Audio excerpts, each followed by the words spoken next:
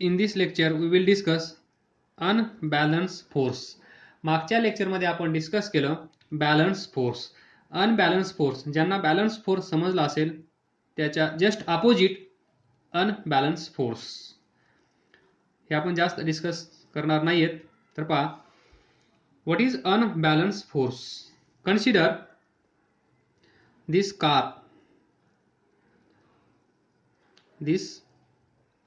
Car.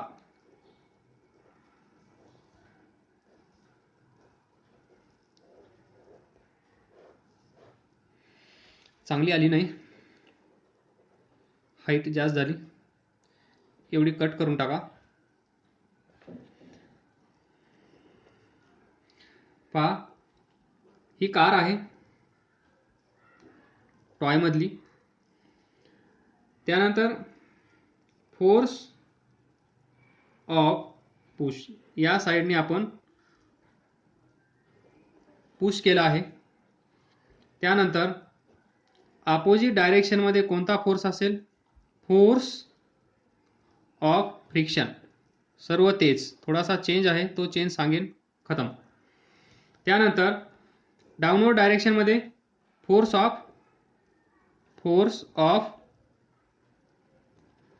Gravity. त्यानंतर या direction मध्ये फोर्स ऑफ रिॲक्शन. आता हा पुश फोर्स कोणता, फोर्स ऑफ फ्रिक्शन कोणता, force of gravity, force of reaction, हे डिस्कस करण्याची गरज नाहीये. तर पहा, अनबॅलन्स फोर्स म्हणजे काय? If resultant of all forces acting on a body is not zero. पहा, चेंज पहा, not zero. If resultant of all forces acting on body, he body आहे, टॉय कार आहे. या कारवर 1, 2, 3, 4 हे 4 फोर्सेस ऍक्ट होत आहेत. तर पहा, अनबॅलन्स म्हणजे total force acting on this car is not balance, it is unbalance. म्हणजेच कुठला तरी फोर्स याच्यामध्ये जास्त असला पाहिजे, जास्त असला पाहिजे. आणि ते कुठे पाहणार तुम्ही? Opposite forces. कारण ही बॉडी जर आपल्याला मूव्ह करायची असेल, कोणी इकडे खेचत असेल तर त्याला तिकडे, ही बॉडी इकडे जाऊ द्यायची नसेल तर आपण याच्या अपोजिट डायरेक्शन मध्ये फोर्स अप्लाय करतो. जर कोण इकडे खेचत असेल तर ही बॉडी इकडे जाऊ नये म्हणून आपण याच्या अपोजिट डायरेक्शन मध्ये फोर्स अप्लाय करतो. नेट रिझल्टंट फोर्स या बॉडीवरचा 0 होतो आणि ही बॉडी ना इकडे जाते, ना इकडे जाते, ना इकडे. तर पहा, मग या फोर्स पैकी कुठला तरी फोर्स 1, 2, 3, 4. तर या केसमध्ये पहा, हा रोड सरफेस आहे. या सरफेसवर ही कार ज्यावेळेस मी इथून सोडेल, पहा, ही कार ज्यावेळेस आपण टॉय कार आहे खेळतो त्यावेळेस ती इकडे जाईल, पण ती वर जाते का कधी? इकडे अशी नाही येत. किंवा या प्लेन मध्ये, या नोटबुक मध्ये जाईल का? नाही. आपल्या घरी जिथे आपण खेळतो तिथे ती जमिनीत जाईल का? नाही. वर येईल का? नाही. फक्त ती अशी हॉरिझॉन्टल डायरेक्शन मध्ये मूव्ह होते. याचा अर्थ काय? या कारचं जेवढं वेट असेल तेवढा फोर्स खालून हा सरफेस अपोजिट डायरेक्शन मध्ये वर अप्लाय करत असेल, त्याला आपण म्हणतो फोर्स ऑफ रिॲक्शन. आणि याचं जेवढं वेट असेल तेवढा फोर्स खाली ही अर्थ खाली खेचत असेल. आणि हमेशा हे दोन फोर्स बॅलन्स होतात. त्यामुळे ही कार वर जाणार नाही, पॅराशूट बनणार नाही, किंवा ही अशी शक्तिमान पण बनणार नाही, खाली अर्थमध्ये पण जाणार नाही. याचा अर्थ काय असेल? these two forces, that is 4 and 3, 4 is equal to 3. 4 म्हणजे कोण आहे? Force of reaction. 3 म्हणजे कोण आहे? Force of gravity. हे दोन फोर्स इक्वल असतील तर या दोघांचा प्रश्न मिटला. राहिले हे दोन फोर्स. 1 म्हणजे कोण आहे? 1 पुश, इकडून पुश करत आहोत ही टॉय कारला इकडे जाण्यासाठी. आणि इथे बघा फोर्स ऑफ फ्रिक्शन. इथे आहेत wheel,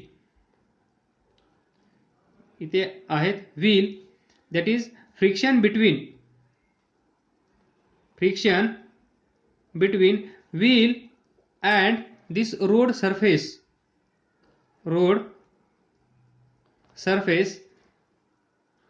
Friction between wheel and road surface is there.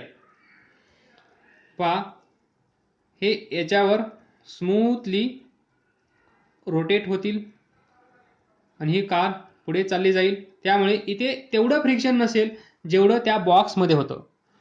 बॉक्समध्ये फ्रिक्शन जास्त होतं त्यामुळे तो बॉक्स जागेवरचा हलला नाही. पण इथे व्हील यूज केल्यामुळे इथे फ्रिक्शन पहा, पॉइंट कॉन्टॅक्ट. इथे पण पॉइंट कॉन्टॅक्ट म्हणजे थोडासा कॉन्टॅक्ट आहे. त्यामुळे इथे जे फ्रिक्शन होणार आहे ते फ्रिक्शन कमी होणार आहे. म्हणजे फोर्स ऑफ फ्रिक्शन कसा असेल? लेस. आणि पुशिंग फोर्स कसा असेल? मोर. तर पहा इथे 1 म्हणजे pushing force 1 is greater than this 2. Vertical motion मधलं तर तुम्हाला समजलं असेल. नसेल समजलं तर पहा ही कार कधीही पॅराशूट बनत नाही, म्हणजे हवेत उडत जात नाही. किंवा ही कार कधीही शक्तिमान बनण्याचा प्रयत्न करत नाही, ती अर्थमध्ये कधीही जात नाही. याचाच अर्थ force of reaction is equal to force of gravity. त्यामुळे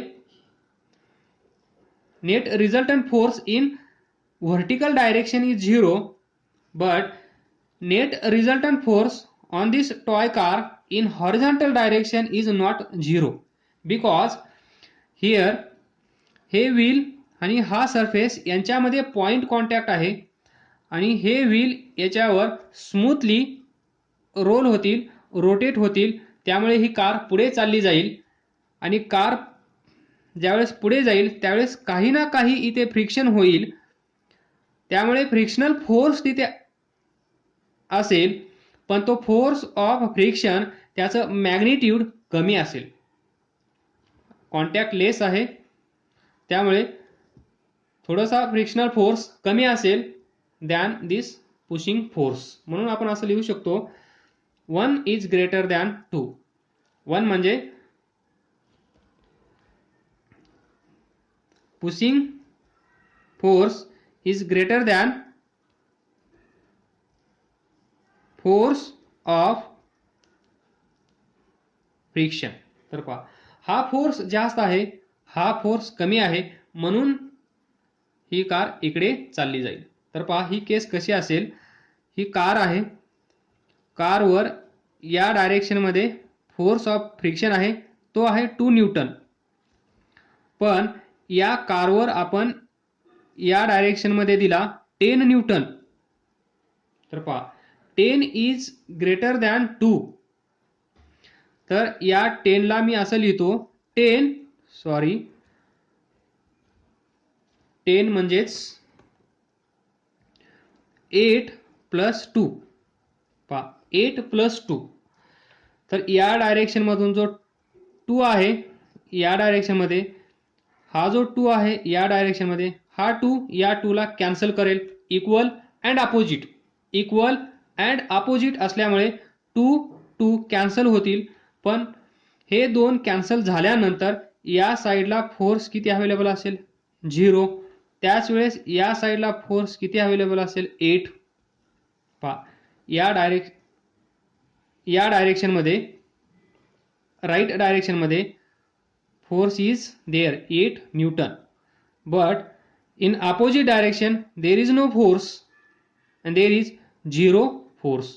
म्हणून ही कार या डायरेक्शन मध्ये चालली जाईल due to this 8 newton, not due to this 10 newton. लक्षात ठेवा ही केस, कारण इथे अपोज होत आहे. अपोज झाल्यामुळे इकडून 10 न्यूटन येत आहे. तर 10 न्यूटन आणि 2 न्यूटन एकमेकांना इथे येऊन भिडतील. भिडल्यानंतर याच्यापैकी काही एनर्जी लॉस्ट होईल, म्हणजेच 2 न्यूटन फोर्स गायब होईल. या 2 न्यूटनला कॅन्सल करेल, इक्वल अँड अपोजिट. मग या डायरेक्शनमध्ये फोर्स किती शिल्लक असेल? 8 न्यूटन. आणि या 8 न्यूटनमुळे ही कार या डायरेक्शनमध्ये चालली जाईल आणि यालाच म्हणतो आपण अनबॅलन्स फोर्स. या कारवर अनबॅलन्स फोर्स ऍक्ट होत आहे आणि तो किती आहे? 8 newton. Due to this force this car will move in right direction. त्याचमुळे पहा, resultant of all forces acting on body is not zero. पहा, हा 2 या 10 पैकी 2 कॅन्सल झाला म्हणजे 0 झाला. जरी ते 2च असता, हा 2च असता, तर 2 ला 2 कॅन्सल झाले असते आणि नेट रिझल्टंट फोर्स त्या बॉडीवर 0 आला असता. मग 0 नेट रिझल्टंट फोर्स आल्यानंतर ती बॉडी मूव्ह होत नाही. पण इथे काहीतरी अवेलेबल आहे, that is 8 Newton. This is unbalance force. आणि यामुळे ती बॉडी मूव्ह होईल. The force which is responsible to have motion of body. The force which is responsible to have motion of body is called as unbalanced force, and due to this unbalanced force body moves in that direction. या फोर्सची जी direction असेल त्याच direction मध्ये ती body जाईल, हे पण लक्षात ठेवा. हा जो अनबॅलन्स फोर्स आहे, या अनबॅलन्स फोर्सची जी डायरेक्शन असेल त्याच डायरेक्शन मध्ये ती बॉडी पुढे जाईल.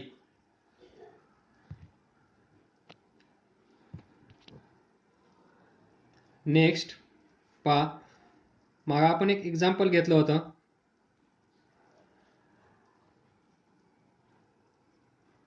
दिस इज सुटकेस 1 crore वाली. This is ground at some height. जर याने ही सुटकेस सोडून दिली तर काय होईल? ही इथे येऊन पडेल.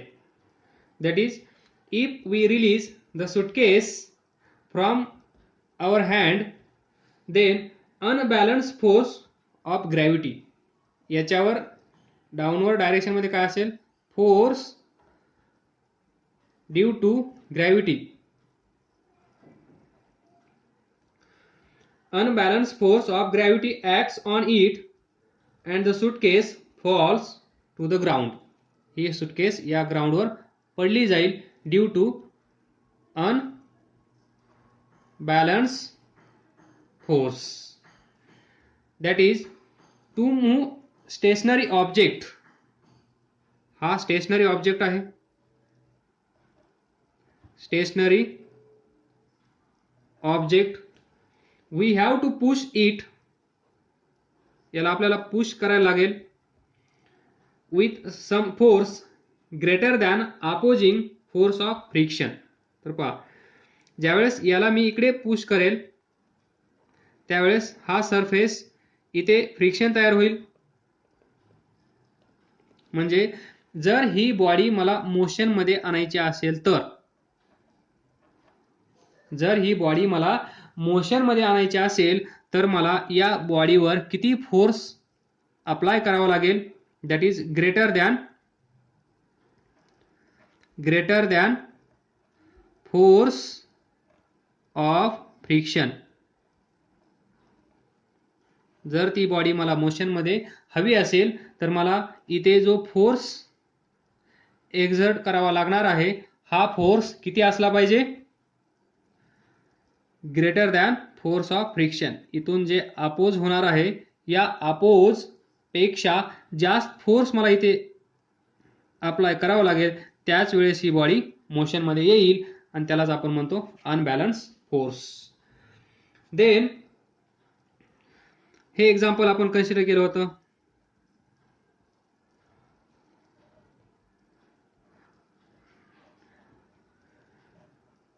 ही एक party, this is rope, tug of war, that is rope pulling competition. इथे याचे फ्रेंड असतील, इथे याचे फ्रेंड असतील, इथे याचे फ्रेंड, हे काय करतील, खेचतील. या साईडला जर समजा 100 न्यूटन फोर्स असेल, या साईडला 120 न्यूटन फोर्स एक्झर्ट होत असेल, तर पहा ड्यू टू दिस 20 न्यूटन हे काय होतील, जिंकतील. थोडासा फोर्स हे लोक काय करत आहेत, जास्त अप्लाय करत आहेत, आणि तो किती आहे, या 100ला हा 100 कॅन्सल करेल, या साईडला राहिला शिल्लक 0, या साईडला असेल 20 न्यूटन एक्स्ट्रा, 120. इकडे 120 आहे, इकडे 100 आहे. या 100ला या 120 पैकी 100 कॅन्सल, शिल्लक असेल 20, आणि या 20 मुळे हे विन होतील. That is 20 Newton is unbalance force. ये गर्मी का असर है, गर्मी परेशान कर रही है सबको, उसमें कोरोना भी है, तो हो जाता है कभी कभी. वैसे आप लोग समझदार हो, कोई प्रॉब्लेम नहीं है.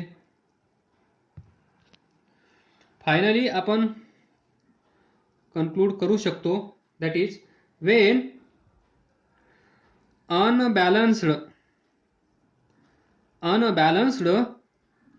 Force acts on body, it produces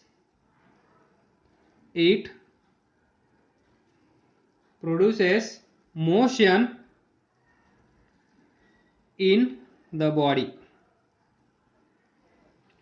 म्हणजे अनबॅलन्स फोर्स असेल तर त्या बॉडीमध्ये मोशन येईल. Same unbalanced force can also stop moving body. Unbalanced force can stop a moving body. म्हणजेच ही बॉडी असेल, मोशन मध्ये असेल, तेवढाच फोर्स जर आपण अपोजिट डायरेक्शन मध्ये अप्लाय केला तर ही बॉडी स्टॉप पण होऊ शकते. बॅलन्स कंडिशन मध्ये पाहिलं आपण, ती बॉडी स्टेशनरी असेल तर स्टेशनरीच राहते, मोशन मध्ये असेल तर ती मोशन मध्येच राहते. इथे stationary body, unbalance force acts on body, produces motion in the body. म्हणजे जी स्टेशनरी बॉडी आहे ती मोशनमध्ये येऊ शकते, आणि जी बॉडी मोशनमध्ये आहे ती स्टॉप पण केली जाऊ शकते. Unbalance force can stop a moving body. These are some conclusions in unbalanced force. Last एक गोष्ट लक्षात ठेवा, ही सायकल असेल, अजून सायकल तयार झाली नाही. दिस इज सायकल. तुम्ही इथे असाल, सायकल चालवत असाल तर पहा, इथे असतील पेडल्स, तर पहा काय होईल. आपण इथे भरपूर सारं डिस्कस केलं आहे, त्यापैकी पहा, ही सायकल मोशन मध्ये आहे असं कन्सिडर करा. ही सायकल मोशन मध्ये आहे. काही वेळानंतर तुम्ही पेडल्स मारणं थांबवलं, म्हणजे काही वेळानंतर काय होणार आहे, म्हणजे तुम्ही या सायकलमध्ये मोशन आणण्याचं काम थांबवलं, that is pedals. Stop pedals. तर काय होईल, ती सायकल काही स्पीडने पुढे जाईल, पुढे जाईल, पुढे जाईल, पुढे जाईल, पुढे जाईल, पुढे जाईल आणि काही दिवसानंतर, काही महिन्यानंतर किंवा काही तासानंतर ही सायकल स्टॉप होईल. बरोबर. मग ही स्टॉप का होईल? Due to stop due to resistance, air resistance म्हणा किंवा हे सायकलचे व्हील्स आणि हा सरफेस इथे होणारं फ्रिक्शन म्हणा,